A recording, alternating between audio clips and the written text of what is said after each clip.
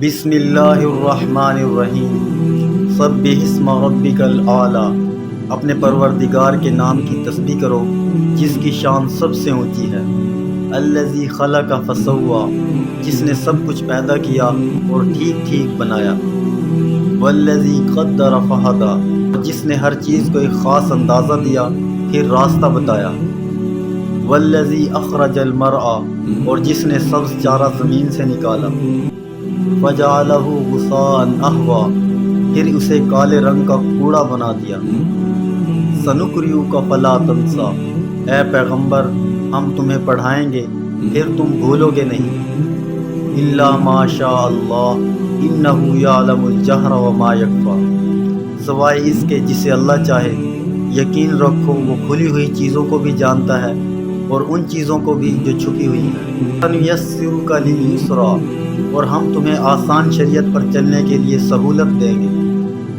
فذکر ان نفعت الذکری، لہٰذا تم نصیحت کیے جاؤ اگر نصیحت کا فائدہ ہو۔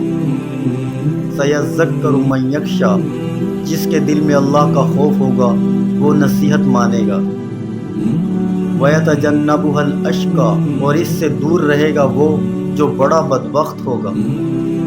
الذی یصلی النار الکبری، جو سب سے بڑی آگ میں داخل ہوگا۔ ثم لا یموت فیہا ولا یحیا، پھر اس آگ میں نہ مرے گا نہ جیے گا۔ قد افلح من تزکی، فلاح پائی اس نے جس نے پاکیزگی اختیار کی۔ وذکر اسم ربہ فصلی، اور اپنے پروردگار کا نام لیا اور نماز پڑھی۔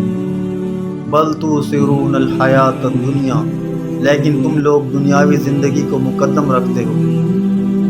والآخرۃ خیر وابقی، حالانکہ آخرت کہیں زیادہ بہتر ہے اور کہیں زیادہ پائیدار ہے۔ ان ھذا لفی الصحف الاولی، یہ بات یقیناً پچھلے آسمانی صحیفوں میں بھی درج ہے۔ صحف ابراہیم و موسیٰ، ابراہیم اور موسیٰ کے صحیفوں میں۔